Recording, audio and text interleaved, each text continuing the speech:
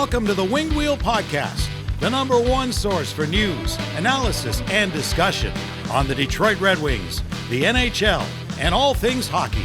Here are your hosts, Ryan Hanna, Brad Crisco, and Evan Lopsinger.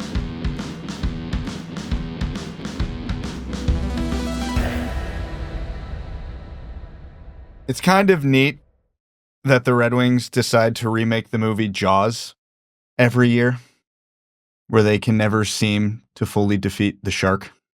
Yeah, you're right. That was a corny opening. Yeah, thanks for the heads up. You're not wrong, though. Why are the Sharks the new... Actually, this is a bad endeavor because there are so many teams that fit that bill for the Red Wings during the rebuild. But what is it with the Sharks lately for Detroit?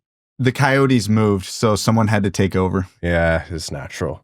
They make Georgiev look like prime Dominic Hasek. For the second time this season. Those were his only two good games all year. Like for a team, if you looked at the schedule, there's people saying trap game for Detroit's last like 5 games. But if you look at the schedule and you're like, oh, what team is it actually going to be? Just with the links with Walman. We should have known. Yeah, and Georgiev. There were a couple, highlighted players who we're going to talk about in the review of the game who definitely were the worst offenders for the Red Wings, but that was the most out of sorts they've looked since McLellan came in. And it was coming. Like we talked last episode before, the streak wasn't going to last forever. But yeah, we should have known that it was going to be the Sharks. And the way the schedule worked out, you look past the Sharks at the games coming up this weekend. Most NHL teams aren't guilty of looking past their current opponent, but it happens from time to time. And if you got the Sharks followed by basically Florida, yeah, you're probably going to be looking ahead a little bit.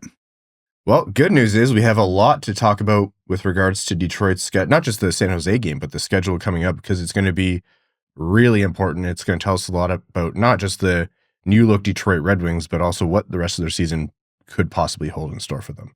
So, folks, without further ado, welcome to the Winged Wheel Podcast, here to talk to you about all things Detroit Red Wings hockey, the world of the NHL, and lots more. I'm one of your hosts, still unfortunately rocking a bit of a man cold, so apologies for my voice, Ryan Hanna. I'm Brad Crisco. And I'm Evan.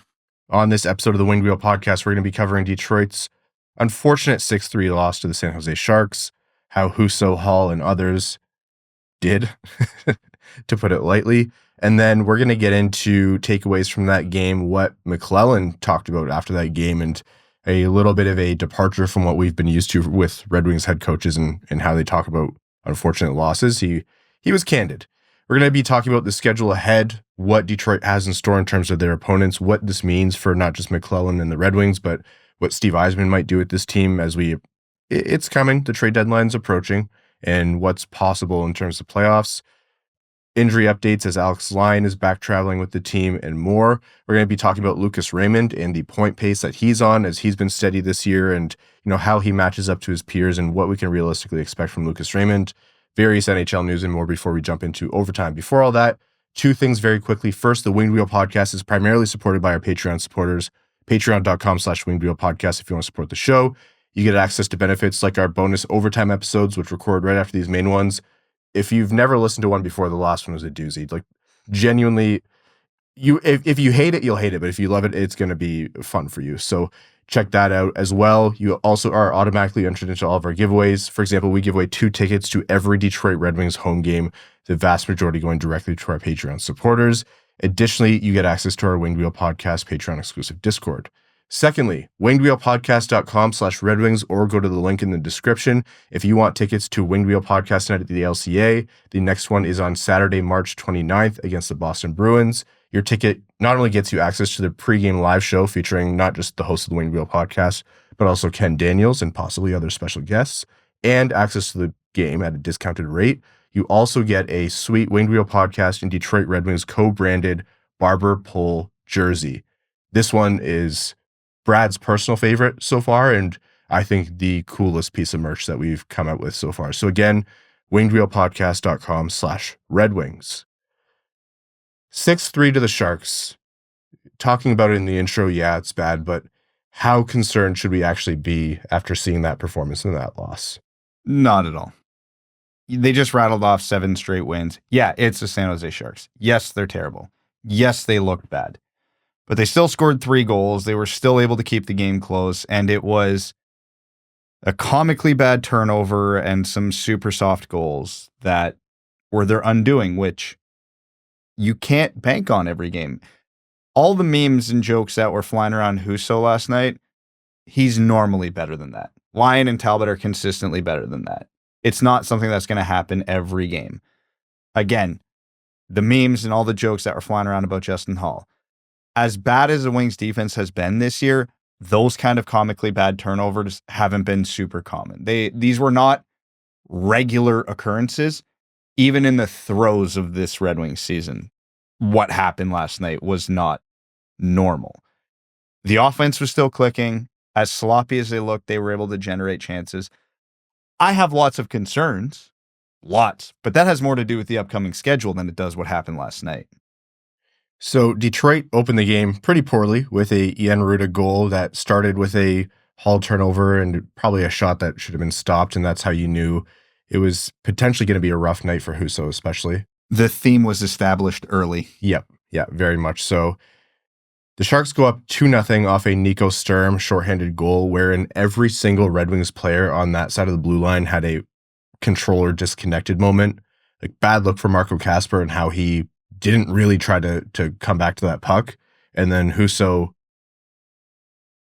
just a bad attempt to try to sit, like lifting your leg like that and creating a space for the puck to go under. Like, every single person with a Red Wings jersey played that play terribly. And so if you had concerns after the first goal, after the second goal, you were like, oh, okay, here's where 7 games was a treat. And here's where you're seeing where things are glued and not screwed, and it's starting to come apart a little bit. I think the nice thing is, you go into the second period or into the first intermission, you're like, okay, we made some bad mistakes. We're not out of this. It's the San Jose Sharks. We can claw our way back in, and that's what they essentially did right away. Because Vladimir Tarasenko, who hasn't scored for a long, long time and is like the poster boy of, oh my God, every single Red Wing is doing better under Todd McLellan except Tarasenko. What do we do with him? He comes in, bangs home a rebound off an Edvinsson shot. Berggren gets a secondary assist and breaks the streak. That guy, like, you could see the relief on his face. He needed that in a bad way. Back to a 1-goal game. And then Celebrini and Eklund work together to make it a 2-goal game at the start of the third. It goes to 3-1. And then Tarasenko scores pretty much an identical goal. It was a Gustafsson shot that came out in front this time, banged it home. 2 goals in a game after not scoring for forever. You're like, okay, sweet, 1-goal game. 2 goals after a very long drought. We call that pulling a Shahan. Not quite that long. Almost that long. 4-2 San Jose from Granlund on the power play, and then Lucas Raymond drives the net off of that was just a veteran schools a rookie move with Dylan Larkin on Celebrini off the draw. The puck drops, and certainly, like, as a centerman, you're trying to do this whenever you think you can. And you have to imagine Larkin's looking at Celebrini like, yeah, young kids are not the best at face-offs yet. They struggle with that early. I probably have a chance to do this. Beats Celebrini, puck between his legs, moves around him, immediately puts the puck in the front of the net where Lucas Raymond is driving it, who buries it. Just a beautiful set play. You need skill, you need experience, and you need the juice to do that. That was amazing by Larkin. I'd be curious to go back and look if there's a camera angle that shows if they were talking directly before that draw. Because that's the type of thing you do on a faceoff if you notice something throughout the night. Larkin probably picked up on a habit or something. And with a rookie as sick as Celebrini is, he's still going to have some bad rookie habits, and just went to Lucas, hey, go to the net here. The puck's coming. And then it was so clean, so unbelievably easy looking. Young centers, even young star centers in the league, like, wherever you look, whether it's Connor Bedard or Macklin Celebrini, like, the theme is always, yeah, they're playing the position so well to the point where even as a teenager, they're able to stick at center at the NHL, but we have to work on faceoffs. It's normal. Red Wings fans will remember that with Dylan Larkin. Like, he wasn't always good at faceoffs. You had to work on it. It's a very natural thing. And that's one of those little, it's not quite you reach, I teach, but it's a little bit like, hey, you haven't been around the block enough, and I'm I'm going to expose you here. And look, I'm a huge Macklin Celebrini guy. Like watching that guy last night, I was like, oh my God, I want a Celebrini on the Red Wings so bad. But that was a sick play by Larkin. That's one of those plays that's actually going to serve Celebrini very well for his career, because you watch, he won't get burned on that play again. He will make adjustments. And you always see the superstars in the league when they're getting elected to the Hall of Fame or announcing their retirement, talking about their welcome to the league moment. That might be his. Yeah.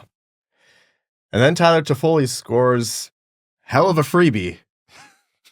Justin Holl has the puck in front and just completely brain fart, massive turnover. Direct, like it is, if you drew a cartoon of, hey, young kids who are playing defense, don't do this in front, you look at that and be like, that is way too drastic of an example. Who's ever going to do that?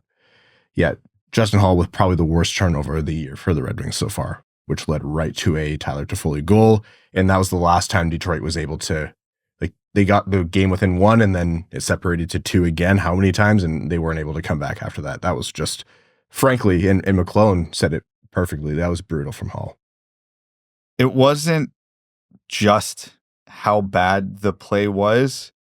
If you had to hand pick the worst possible moment in the game to drop that, it would be right after that Raymond goal. Like, it was so sick. You could see how fired up everybody was. You know the Sharks are vulnerable, so you get to within one off a goal like that, you knew the bench was buzzing. I was confident the Red Wings were tying the game after that Raymond goal. You sensed it. You're like, oh yeah, the guys are feeling it now. They're not done here. And then just to immediately suck all the energy out of the building with that devastatingly bad of a play was very poorly timed. I actually got up after the Raymond goal, went and grabbed my toothbrush, and came back to the screen, and San Jose had already scored and the game had started again. And I was like, did they put the goal on the wrong side? Like, what just happened? Like, it was, like you said, the biggest momentum killer. The Red Wings had them right where they wanted them. The ice was tilted, and a goal like that just takes all the energy out of the arena and the team. Like, especially with a goalie that you know you can score on. Like, Georgiev's not a good goalie. You know you can score on him. Like, well, any other team, Brian, we've been down this path already this season. Yeah, I should shut my mouth now. Yeah, that was one of those goals where, you see those internet viral videos flying around where a big moment in a football game, a hockey game, whatever, someone just throws the remote through the TV and you're like, how could you do that? I wound up a little bit. Like, I cocked back just a little bit. Dare you to do it. So Tarasenko scores 6 minutes into the third period to make it a 1-goal game. A minute and 38 seconds later, I believe it was Granlund's power play goal to make it a 2-goal game again. Raymond's goal came at 9:56 in the third, so just a couple minutes after that. A minute and 1 second after that is when Toffoli scored. So really, Detroit just never had an opportunity to build momentum before they screwed it. And like, yeah, Holl had a terrible game. Husso had a terrible game. Detroit looked sloppy all night. Like, it wasn't just those two. Like, you look at, Kasper and Gustafsson and whoever else was on the ice for the 1 goal where everyone just kind of had that massive blank moment. The execution wasn't as good. And this was coming. Like, I agree with you, Brad. I don't think this is anything to be terribly concerned about. To me, this is, the team had an incredibly long run hot. The team is still who they are in terms of the roster.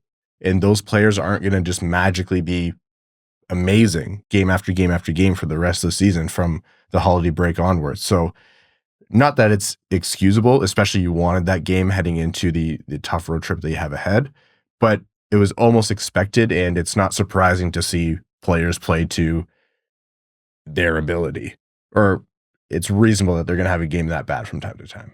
Yeah, it's weird. Justin Holl is still Justin Holl. Yeah. We joked it earlier in the season when he was having his like little reemergence. We said, don't expect him to all of a sudden be like a top 4 defenseman. It's just, at least he was serviceable. And like, that game was the worst of Justin Holl we've seen all season. For the rest of the year, you're right. It's been mostly fine.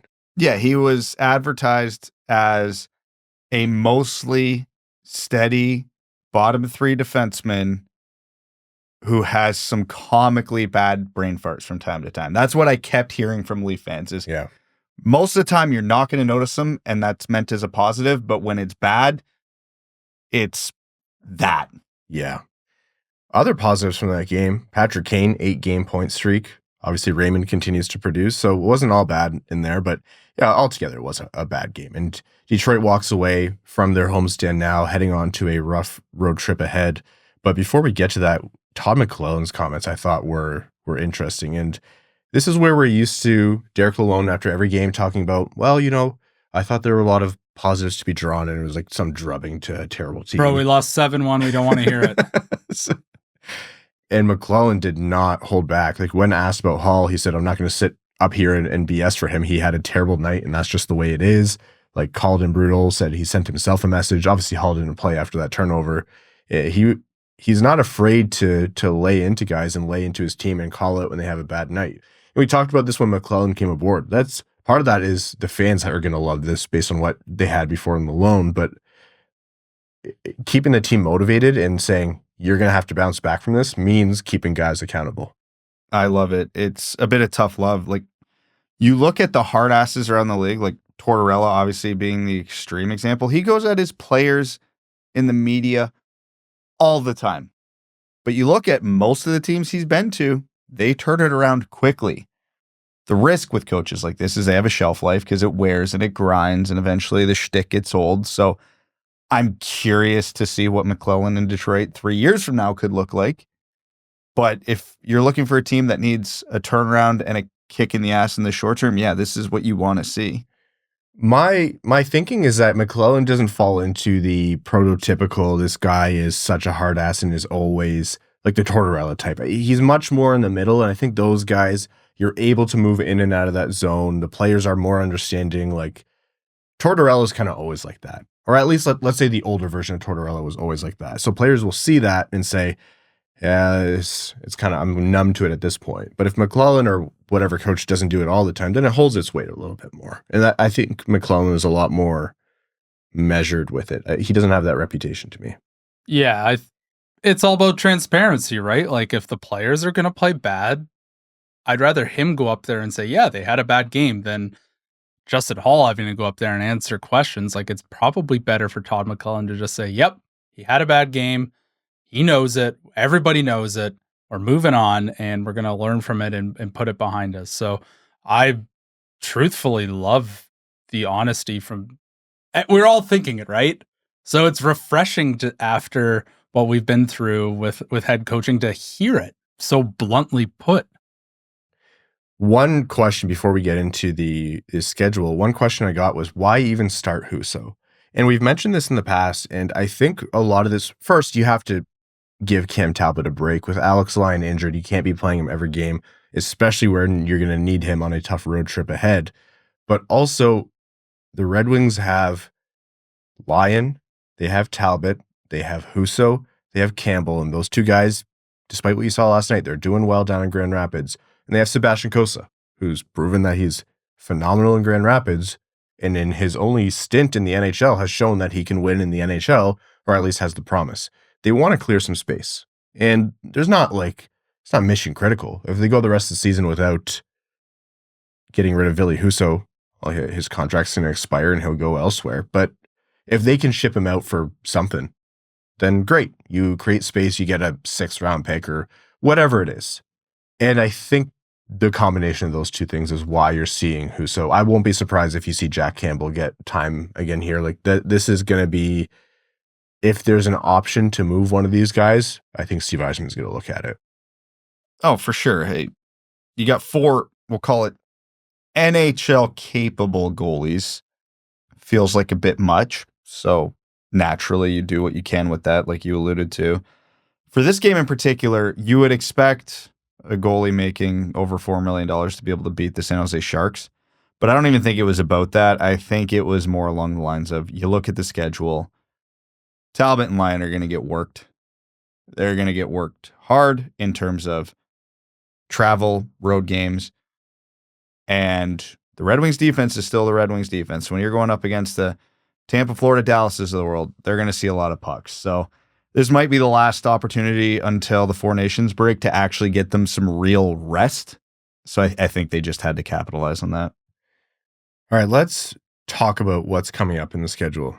You have Florida on Thursday, and then on Saturday you have Tampa, and then you have Dallas on Sunday night, 8 p.m. Eastern, and then the next Tuesday you have Philly. So 4 games from now through the 21st, and especially the first 3 of those are pretty gnarly matchups. How Detroit bounces back from a preventable loss is going to show us a lot of, I think, what this team is capable of more than, Todd McLellan and how he is as a coach, because I think we've already seen the effects of that. But, how a team bounces back and how a coach is able to motivate his team under the toughest circumstances possible, like playing some of the best teams in the league, it's going to show a lot of what actually is worth keeping on this team and who actually was able to do more that they just weren't under the loan, and who is kind of the dead weight, to put it bluntly here. And you're going to see the cream, if any, rise to the top. And I wonder how some other guys are going to respond. The Red Wings as a whole, yes, but I just want to not have too high of expectations for this team. We talked about it. They kind of are what they are. They could surprise us like they did with the 7 games, but I'm more looking at individual guys and how they're going to respond to this. I don't think this trip's going to go well for them, but I do think this trip and this loss came at the perfect time. You have this daunting road trip full of good teams after a pretty brutal loss to a team you should have beat. If you're looking for a lot of answers up and down the roster, you're about to get them. I don't know how definitive you want to draw the conclusions after this, but you're going to get some answers.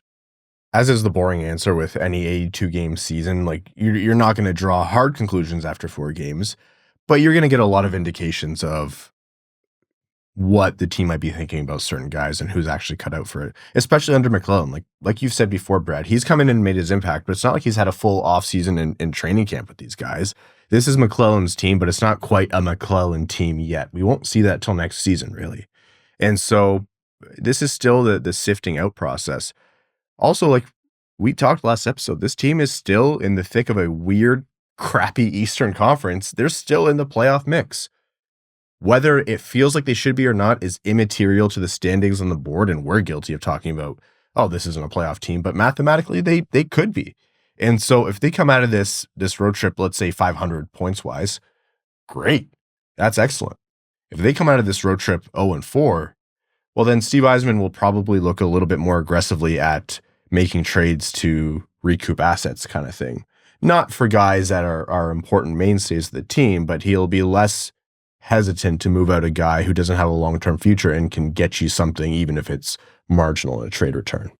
Yeah, exactly. And if the Red Wings want to be a playoff team, they're playing 3 playoff teams.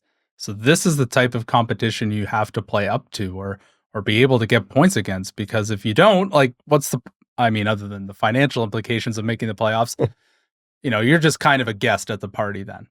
And not only what would happen in the playoffs, the inverse is possible here too, because if you go 0-4 and collect 0-1 points, they could be out of the race because you can't bank on another 7-game winning streak. And they're still out of the playoffs right now with a 7-game winning streak in a very mediocre Eastern Conference.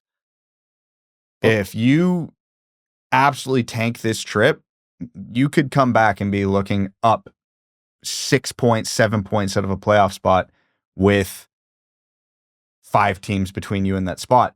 And again, it's worth mentioning, other than for it was like a 2 or 3 hour window, a 7-game winning streak didn't get them into the playoffs.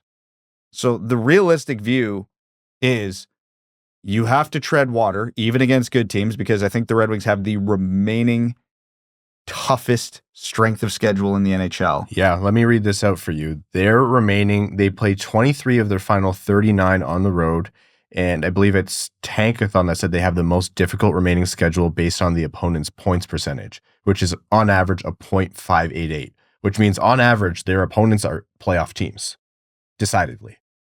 in their building most of the time. So if you want to talk about what Steve might do trade-wise, I know it's only 4 games, but if it goes on the extremes in either end, it could really shape what he's thinking leading up to the deadline. And the job doesn't get any easier after this road trip because you come back and have to play Philly, who the Red Wings at the time of recording are tied with in points. And then you got the Montreal Canadiens, who are ahead of them, also trying to make a playoff push. So there's no time off right now for the Detroit Red Wings. It's every game matters. And if they want to be a playoff team, they have to be taking points from all the teams that they're going to be playing. And I also want to put this out there and say the expectations for this Red Wings team, their own internal expectations and fans' expectations should be playoffs. But based on this roster, reasonable expectations are not that this is a playoff team. Any of this, the fact that they're even in this position is a testament and kudos to them. It's a bonus because they're frankly not a playoff caliber roster. So we talked last episode of, the playoffs are technically in play and they're in the playoff race and all that. And that's all technically true. But the most likely outcome based on the players they have is that they are going to not be the ones to rise to the top. It's a possibility and it's a greater than zero chance. And it's a much bigger chance than we would have given them credit for on December 23rd or 24th. But all in all, this is still not a good roster.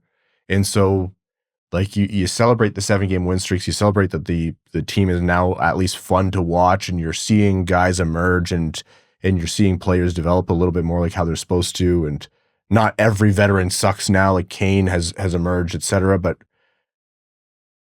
I would be surprised if they come out of this with any more of the vibes from the 7-game win streak. But I now believe that it can happen because we've seen it. So how McLellan is able to get them to respond will be fun to watch. The most Red Wings thing possible would be they'll play Tampa, Florida, Dallas, go 2-0-1, and then get waxed by Philly. And that all goes great. And then let's say they lose in regulation to Montreal, that would suck a lot of life out of that too. It's just one game. Again, you can't draw conclusions from a small sample, but there's no unimportant games, but there's especially important games now too. Yeah, every game matters in a playoff race. Montreal, Philly, those are 4-point swings. So they're going to test their mettle. And again, I know we're beating it to death, but it can't be stated enough. Their schedule is insane. There's going to be a lot more stretches where we're sitting here having the same conversation going, wow, look at those teams coming up. It's a murderer's row of the top end of the NHL. The Red Wings don't have the luxury to be able to write those games off. They need to take points in those games if they want to be in the playoff race. One last point I want to make about this is the Red Wings, who weren't kind of buying in under the loan anymore, and it was pretty obvious, that the whole team was frustrated, but there's certain players who I think were definitely, they benefited a lot from Lalonde not being there any further, and they were a little bit more vocal about it. How they respond is kind of, that's what I was alluding to at the start of this. I'm interested to see, because for a lot of those guys, I believe it. I think it just wasn't the right situation and they were right to be frustrated. I don't blame them at all. But with that, and when a coach loses his job and you force the GM to make a change that he didn't want to make, and now the team is paying 2 coaches, not that the fans should care, you have to rise up in these moments. You're a veteran like Kane, who has been unreal, so not I'm putting him down, or Kopp, or Comfer, or anyone else. If you have to rise up in these moments, and you have to be part of the solution for the team to bounce back. Otherwise, what kind of message does that send to your GM about the long-term future on this team and where you sit on it? So even though we're sitting here saying, yeah, this isn't a team that's likely to beat all odds, it's still going to be interesting on how it shapes the future of the team. With all that, we are going to take a quick break, and when we're back, we're going to talk about a indisputably positive storyline, and that's Lucas Raymond. Back after this.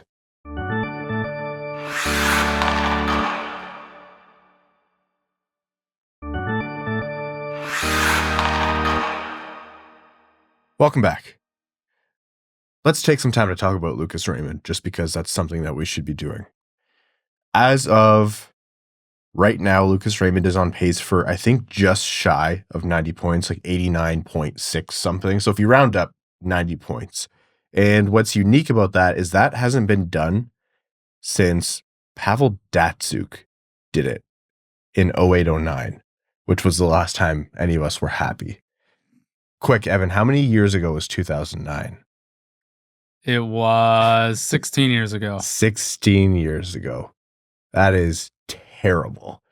The first 90-point player in 16 years would be Lucas Raymond if he can do it this year. And yeah, the point plateau is good, and whether he can do it is something we can talk about. But just in general, I think what we're seeing from Lucas Raymond this year is what we talked about in the offseason of wanting to see from him, which is continue to take the steps that he has demonstrated year over year, but fill in the gaps. When the team is low, you're still a standout. You're still driving your line. You're still driving whatever offense and positivity is coming from the team as one of the team's best players, if not most nights their best player. And I think that's what we're seeing from Lucas Raymond this year, to the point where when you talk about redraft conversations, there are a lot of good arguments to be made over Tim Stutzle. And if you're talking about anyone else other than Raymond and Stutzle, you're insane. Raymond has not disappointed at all. The one thing I've really noticed that's evolved, not only in his game, but the way that line operates. Now, keep in mind, I'm talking this in the degrees of like a 60-40, not a 80-20. But that offense runs through him now, even with Larkin on the ice. Larkin's become more of the trigger man, and Raymond's been more of the, I'll call it, facilitator, because he's just so smart with the puck on his stick. He understands time, space, lanes, when to shoot, when to pass, and that's obviously a huge thing he's got more of a grasp on this year. He's shooting more, and he's still selective with his shots. Like, I wouldn't call it reckless, but he's shooting more. But because he's become such a good shooting threat, it's opened up Larkin, because other teams have to respect it a lot, because anything near the home plate area, he's going to burn your goalie more often than he's not. And because of that, Larkin's been opening the bumper in the net front. God, how many times has Larkin scored from that area this year because it's opened up for him? And I think that's a huge, huge development, because, again, not the same style of player, but enough similarities to make the comparison. And when you look at their stats, you look at the way Kucherov operates in Tampa, where nobody knows if he's shooting or passing on any given play. Raymond's starting to develop a little bit of that.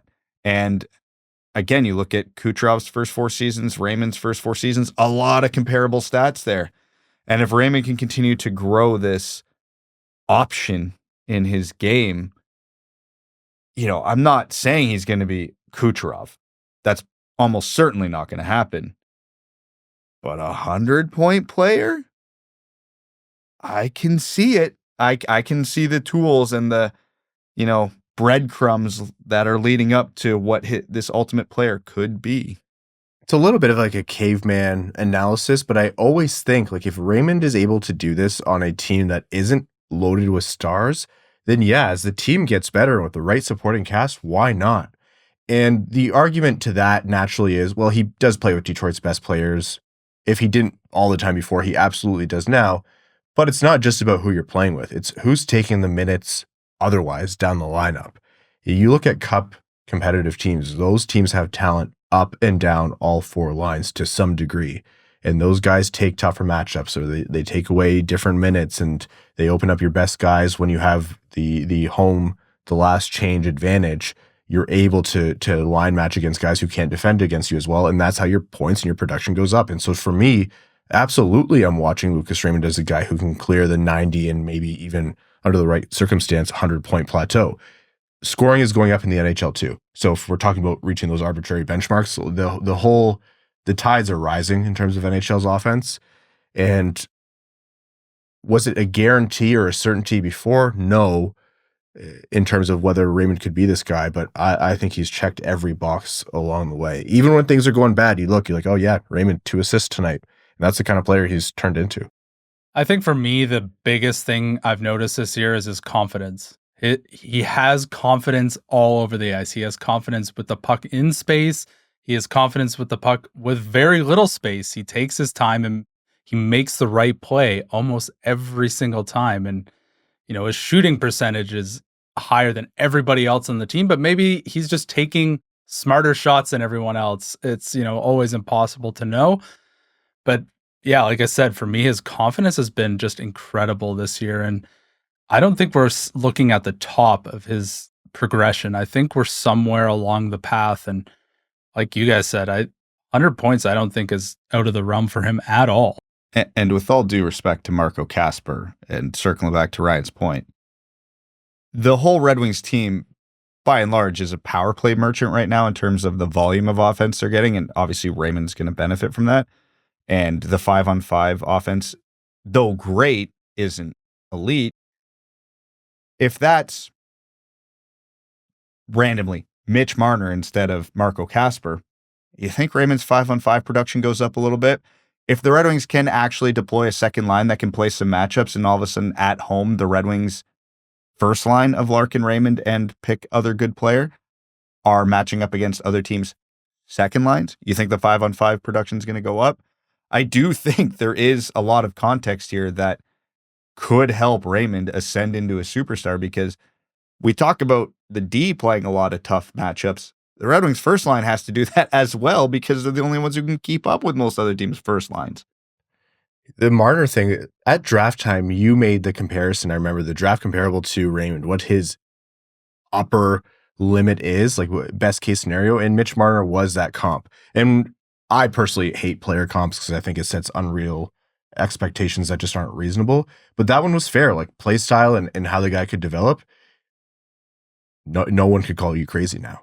No one can call you crazy. Look at the progressions. Yeah. They're similar, not identical. And again, we're still talking about that's the upper echelon of what Raymond can hit, but it's still in the cards, and we're in year 4, which is phenomenal.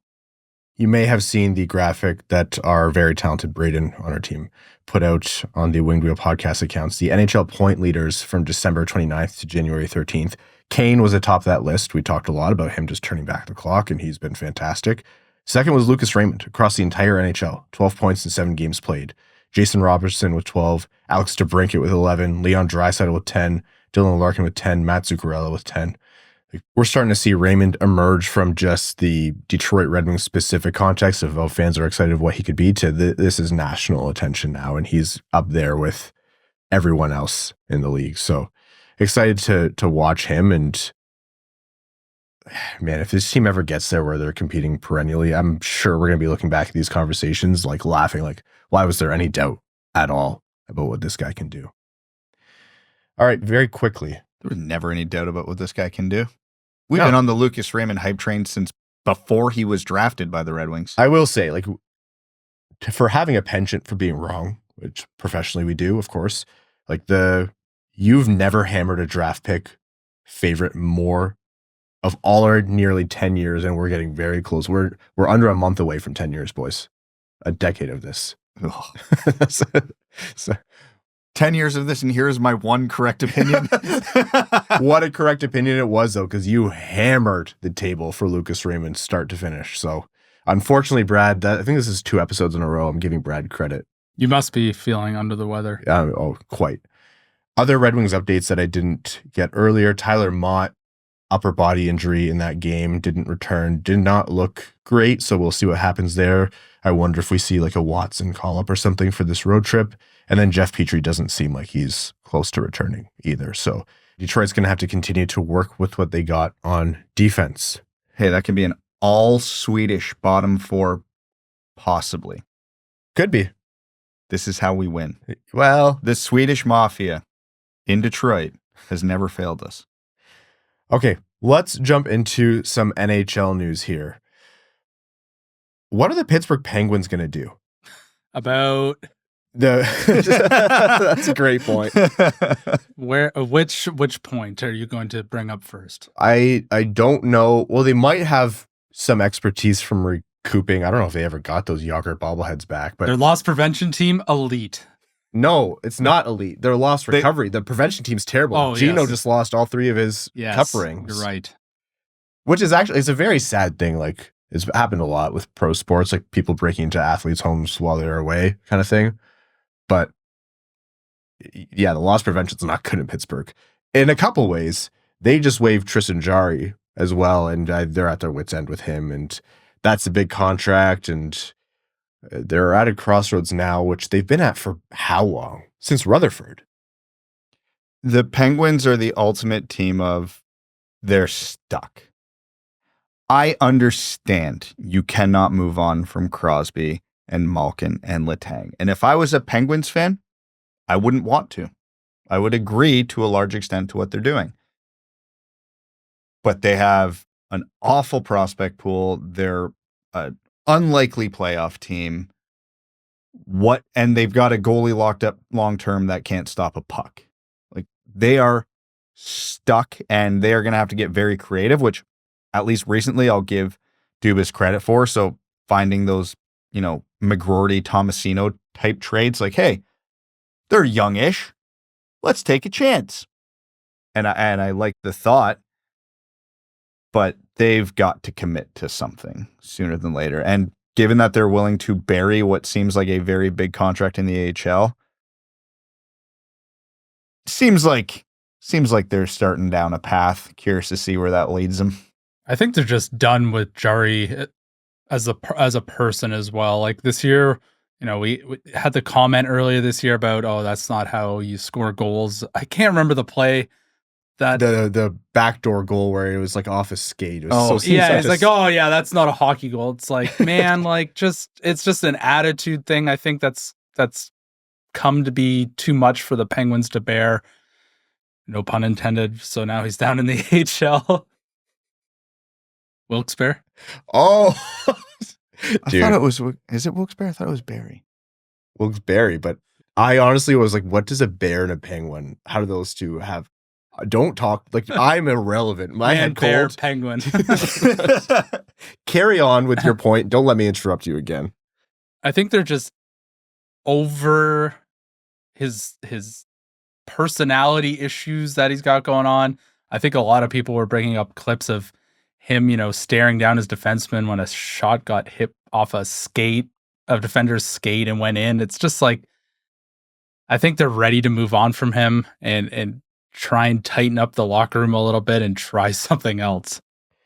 It's tough. Like, I understand how a team that has the talent but doesn't have the goaltending, like if you're a fringy team but you don't have the goaltending, then you're just not a playoff team, period. And we've seen the Penguins in spurts, like based on the talent they have, be able to do something. Like if you have Sidney Crosby on your team, no matter how old he is, you're going to have the ability to play good hockey. And you also have Malkin and Letang, and I don't know what version of Karlsson you're getting. I don't know that Karlsson is any good version of himself really sustainably anymore, but still. But if you don't have the goaltending, then yeah, I understand the frustration. But going to like, when does this team rebuild? You can criticize Dubas for the bad contracts that he signed pretty much the moment he came in. But a big part of this was also pressure from whether it's ownership or whether it's the big three led by Crosby to continue to try to compete. It just doesn't work in the modern NHL. You don't have draft picks that can compete and be all-stars like in the NFL day one. You don't have an easy path back to contention based on the draft lottery. It's a long churn, and free agency is designed where most contracts hurt you rather than help you in terms of who are unrestricted free agents based on their age and the performance curve. The NHL is just not designed for quick turnarounds. And that was incompatible with having a generational, one of the greatest players of all time, saying, I want to retire with the Penguins, and I don't want to spend the last 5 years of my career giving up. It's kind of a thankless position for the team.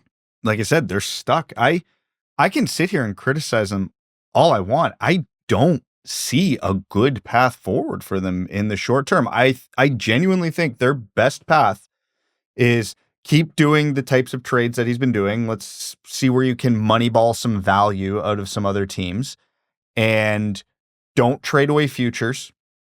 Step one, but try to sneak into the playoffs a couple times, get some playoff revenue. And then at that point, you're just waiting out Crosby, Malkin, and Letang. And then as soon as they're gone, you're looking at the cupboard. Okay, here's where we have created a surplus in value. Let's hammer this rebuild, because even if they wanted to rebuild right now, that's the other point. Who do they have to trade has any value outside of those three? Like Marcus Pettersson might be the end of the list. Rickard Rakell is Look at that 38 points in 46 games. Teams retain on that. They'd be interested. Yeah, that's something. But again, that's one. That's one. And if your game plan is you're going to just try and sneak into the playoffs while Crosby and Malkin are still kicking around, are you trading that guy yet? That's the problem, right? Like, what is the overall direction of this team? Like, they sit bottom 10 in the league right now. Are they going to try and make the playoffs this year? That's really the question. It has to be a yes or a no. You can't be like, well, we'll wait until this certain period. No, is this a playoff season or not? And if you say no, you start making short and long-term plans based on that, because there is an opportunity here that Pittsburgh could win the draft lottery. What? Don't even put that in the universe. They're top 10. I know. They have a chance. Dude, the NHL, like Gary Bettman, they would never rig it. They would never rig it. He would. Oh, that guy would grow 6 inches in either direction if he got to advertise Sidney Crosby and Gavin McKenna together. Think about that. Gavin McKenna's next year. I know.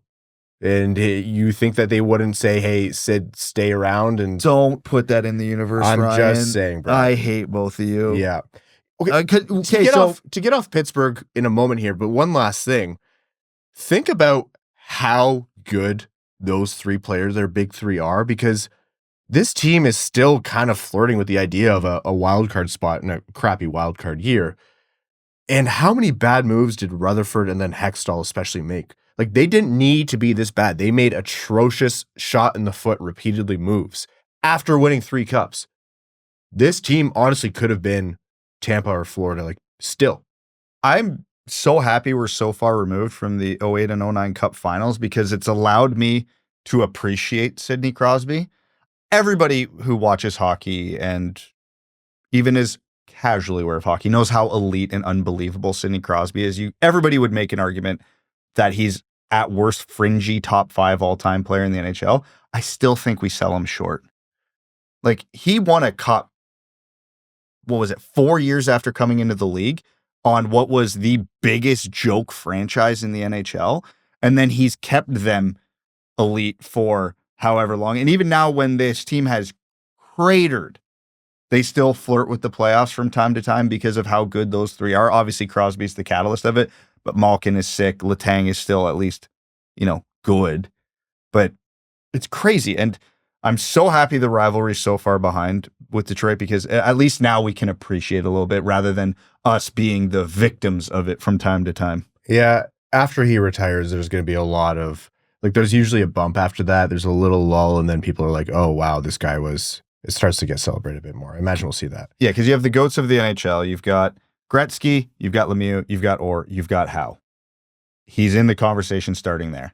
And I think even, we love Gordy, but other people and other fan bases would make the argument that's where the argument for Crosby starts. All right, let's get into one more NHL wide point, and that is the Hart Trophy race halfway through the season, thereabouts. There are, it's contentious. There isn't like a runaway McDavid year. Colorado fans will probably want to punch me in the face for saying it's not McKinnon, obviously. Edmonton fans wouldn't even be pointing to McDavid this year. They'd be pointing at Leon Draisaitl, who apparently has found another gear, which I didn't know was possible. And Winnipeg fans are looking at Connor Hellebuyck and saying, you have no idea how good this is. What was it, Freege's stat where he has 6 losses and 6 shutouts? That's insane. And that's not even to mention Kaprizov or Quinn Hughes, who has a great case, or, whoever else. Like, there's a ton of players in this. I heard someone bring up a dark horse Hart candidate that the story's almost too good, where if certain things play out as they are, you can't not talk about it. Now, understand that I'm aware this player is nowhere near as good as McKinnon or Draisaitl or Kaprizov. But if you remember the New Jersey Taylor Hall year? Yep. Where there were players in the league obviously better than him that year, but because New Jersey was such a weak team, had such low expectations, and he was dragging that team into the playoffs, he ended up winning it. Sean Monahan. What? Go look at his stats. Go look at his analytics. They are way better than you think they are in your head. He is elite defensively. He's going to be a Selke candidate this year. Columbus's top line is one of the top performing lines in the NHL right now, with him as the centerpiece of it. Columbus Blue Jackets are in a playoff spot in a year where everybody was certain they were going to be in the basement in the Eastern Conference. And then you throw in the storyline of one of his best friends dying in the offseason. Like, the storyline, the circumstance, the everything. I don't think Sean Monahan will win it. I don't think Sean Monahan should win it. But if Columbus gets in the playoffs and he keeps doing what he's doing, he's got to get some votes, like down the ballot at a bare minimum, because it's Columbus. I get it. People don't pay attention to Columbus, but I don't think people realize what's actually happening there. This team is not in a playoffs because their depth is coming through for them. They're in the playoffs because Werenski and their top line are going nuclear. Yeah, Werenski and nuclear in one sentence are trying to kill Evan. Not for me. Werenski, who has is having the kind of season that reminds you why when he came into the league, people are like, this guy's going to be a perennial Norris candidate. Like, he found another gear. He's a mustache now, so I think it's evil. That's what it's Zach about. Werenski. Yeah. Hell yeah, Evan. What do I talk so much for? 2025 is a year of personal growth, you know? Yeah. Is it? We'll see. But yeah, when I heard Monahan brought up today, I started diving into it a little bit more myself, just to see, like, is this guy talking out his ass, or is this like a legit story? It's legit. Like, Sean Monahan is the best story in the NHL, and not nearly enough people are talking about it. That is the story of the year in the NHL right now, full stop. 41 games, 41 points on the Columbus Blue Jackets. Without Johnny Gaudreau, who he signed there to play with, and was supposed to be like, Johnny was going to be what was going to resurrect his career. Like, it's everything about the story is equally parts touching, insane, unlikely. And again, go look at the analytics. This guy should be in the Selke conversation too. It's crazy. Well, now I feel bad for even raising Connor Hellebuyck, but Hellebuyck to me is the winner. I don't think he has it. I don't think he stands a chance, and I think he should. Goalies never win it. I understand that. Winnipeg was like not even in the playoffs on a lot of projections for a lot of people. Now they're the first team to 30 wins. Again, 6 losses to 6 shutouts. Bonkers. And I get it. Goalies don't get the love they deserve. He might get some votes. He might get on the ballot. But if you're looking at, I hate using this definition of the award, most valuable player to his team. It should be goalies almost every year then, right? Exactly. And you look at what the expectations for Winnipeg were and how it's playing out. Yeah, if you take McKinnon off Colorado, they still have McCarr. If you take Draisaitl off of Edmonton, they still have McDavid. Like, Kaprizov's got a really good case. Hellebuyck's got a really good case. Again, like I said, Monahan might have a bit of a case. But really, if you're going by the definition of the award, I have a hard time arguing against Hellebuyck. It's going to be really boring when Connor McDavid pops off for like more than 2 points a game for the last 38 or so games of the season. He dips, eh? Oh, yeah. He dips, yeah. He gets a little bit of a flu. All right. That's enough of that. Let's get into the final segment here on the Winged Wheel podcast after this break. We're going to overtime. Overtime is brought to you by our Patreon supporters, patreon.com/wingedwheelpodcast if you want to support the show. Again, the benefits, the ticket giveaways to every Detroit Red Wings home game, the Winged Wheel Podcast official Discord, and the access to our bonus overtime episodes, which record right after these main ones. They're a blast. Very different tone, but they are very fun, at least for us to record. So again, patreon.com/wingedwheelpodcast. Let's take some questions here from our patrons, and we'll start with Kenneth Keel. Says, I don't know if they showed it on the TV broadcast, but at the LCA, they had a tribute to Jake Walman slide. Evan, I would love to hear your thoughts on this. Not a video, it's a picture. And I'm honestly surprised they did that. Well, they traded him away. I think they owed him that. Didn't seem like an amicable divorce. I don't think Jake had anything to do with that, though. Well, they only put up a picture, so I think he was a fan favorite while he was here. I am not surprised at all that he got one. So he didn't get a tribute video; he got a tribute picture. Oh, so if the picture moves, then it's by definition it's a video. All right, so we're getting back to 1930s definitions. No, because it was in color. If it was a video, would it have been acceptable in your eyes? That would have been a tribute video, yes. Yeah, and you thought he would have deserved a tribute video? Because you're very anti-tribute video. In terms of his franchise accolades, no. But in terms of, fan favoritism, yes. You've gone soft in 2025, man. The Evan that I knew used to rail against tribute videos. If you're not a Hall of Famer... That's why I didn't get one. You know what? Wow, I am utterly defeated in this argument. I'm going to move us on. Joshua Valan says, to keep the playoff hopes relevant, how many points do they need from this road trip? 4 of 8? 5 of 8? Bare minimum, I would say, is 4. I'll put it as low as 3, honestly. Like, you can. It's a weird year. You can stay. Yeah, I always underestimate how weak the rest of the Eastern Conference is. This team also did beat the Winnipeg Jets somehow, so anything is possible. Mathematically, they can get 0 and still do. Like, it's not done. 0. We saw stretches of that last year. Yes. And Brad, they just won. They just popped off 7 straight. If they get 0 points on this road trip, they probably need another 7 in a row to have a chance. Oh yeah, do it in style. Falling in style. The Detroit Red Wings experience. Alex says, do you think Husso's playing style messed with the flow on the ice? He seems to play the puck a lot and pass to our players. No, I don't think so. You have to be dramatically different than your goalie partners to throw off a team that much. The confidence thing can mess with the team, but actual play style, no. Yeah, to me, goalies can affect how the players are playing, but like Brad said, that's confidence. Do they think the puck is going to go in? How tight are they gripping their stick? How nervous are they to make mistakes? Do they believe they're going to get, the puck stopped, or is there going to be a rebound? All of that plays into it, but in terms of like the play style, that's not it.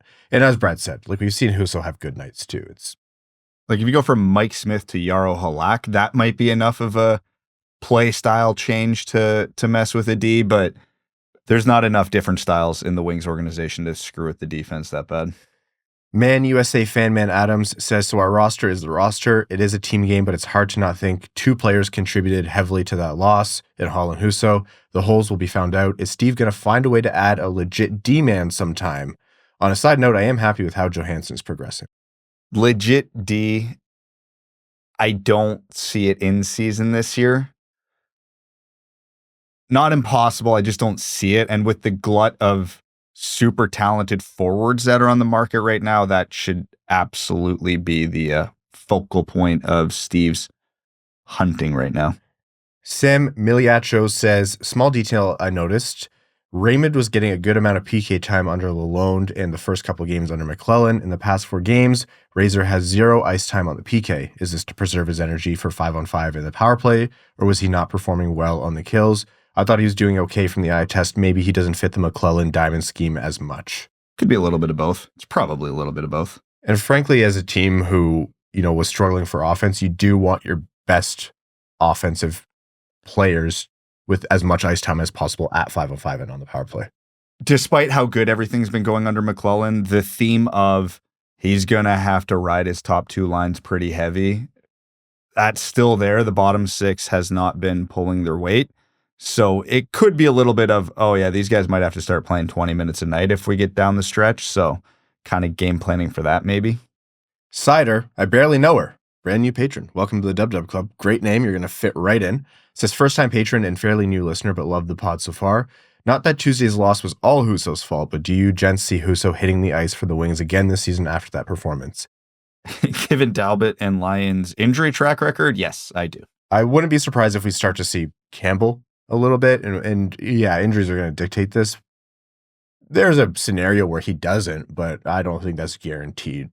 We'll see. Jack's dad says all good things, am I right? When ASP is done with his season, do the Wings bring him up and give him games like they did with Simon? Do you think they would if they are in the thick of a wild card hunt? Would going 11-7 be a good strategy to utilize his talents in a measured and sheltered way? Seems like having his talent in the right situation would be more beneficial than having Mott or Fisher eat those minutes. I won't call it likely. I won't call it impossible. If the Red Wings are in the midst of a playoff race, like with a legit shot to make it, I don't think it happens. If they are way out of it, I could see them giving him a sniff. The timing would have to be right. Yeah, and I don't know the SHL standings very well off the top of my head, but if his team's going deep in the playoffs over there, that probably means it's not happening here. D-Boss is D-Boss, says longtime listener, first-time patron. My question is, how do you guys feel about Husso's play this year, and would they be better off giving Jack Campbell a shot if we face another short-term goalie injury this season? So, welcome to the Dub Dub Club. Again, great name. And yeah, like I said, I think just for the sake of auditioning, you give Jack Campbell a look, right? If it's before the deadline and you need to. If you don't need to, then by God, don't, because you still wildly have a chance in this wild card race. But yeah. I'm noticing a theme in overtime today. Yeah. I don't think people were thrilled with the goaltending last night. No.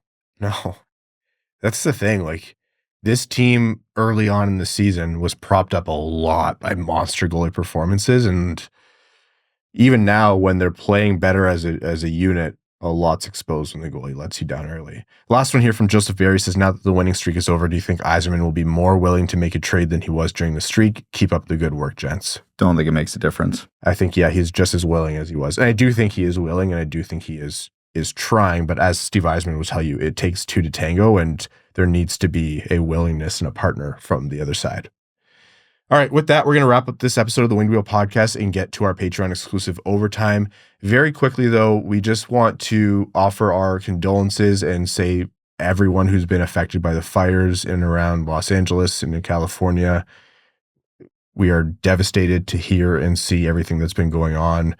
For what it's worth, we've added links to the description of this podcast to ways that you can support, as well as a GoFundMe. Very specifically, a friend of the show reached out and let us know about Shelly and Chloe, who were able to get away safely with obviously themselves and their pets, but they lost their home, their car, everything. And that's just one of many stories. So if you're able to support, we're going to be making a donation as we're able as well. But our thoughts go to everyone affected by those fires.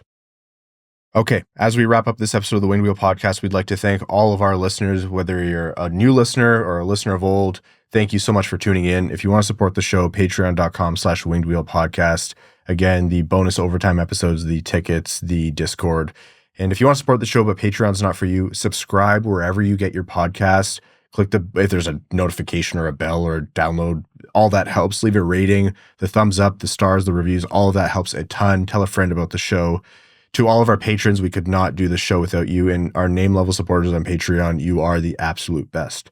Arjun Shankar, Yves Bartels on behalf of the Sarah Grand Foundation, Aikfer, THL Champ, Samuel Soderholm, Icon, Alexander Hansen, Sander Anderson, Ghost of OSBP, Glenn Brabham, Matthew M. Rice, Sea Lion, Adam Rose, Adam Zuiza, Admiral Matt S. of the Cheesebag Navy, Alex Toger, Asher Killian, Beer League Legend, Best James Bond, Brett Kokesh, Carl Brutanen Analuski, Carl Provy, Citizen High Five, Clip Clop Nene, Connor Scovey, Craig Kibble, Denny's Gamer Girl, Derek Enstam, Cider, Dickens, formerly Marlon Winchester, DJ Denton, Eric Hill, Give Blood Fight Probert, Goose, Looney's Drinking Club, Grand Rapids Girly, Griffin, God Creatives, Hattrick, Sandine Pelica, Hockeytown Love, Hockeytown Matt, Hassam Al-Qassem, I Met Larkin Once, Jay Gollum, Jacob Turner, James McLean, aka Jambo, Jeff Pridemore, John Ingalls, Jonathan Miller, Kalen Wood, Cronner's Left Knee, Mark Hernandez, Marty, Matt Keeler, Matt McKay, Mike Ludland, Mr. Kuzi, Now I Have to Learn How to Click on a Macintosh, RA,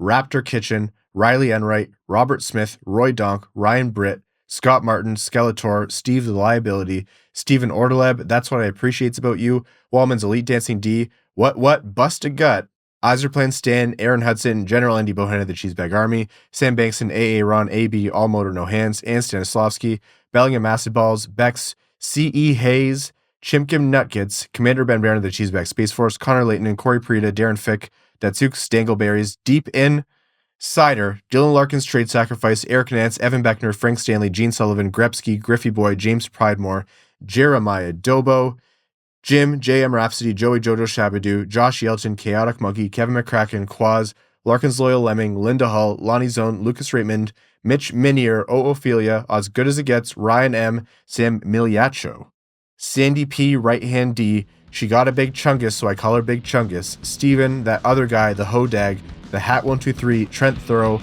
Turkish Doctor, Returning Your Call, Wings Fan in St. Louis Scott, and your second favorite patron. Thank you all so very much. Oh, we'll see you in Grand Rapids. Even Claude, yeah. Next, see you in Grand Rapids. Thanks for tuning in to the Winged Wheel Podcast.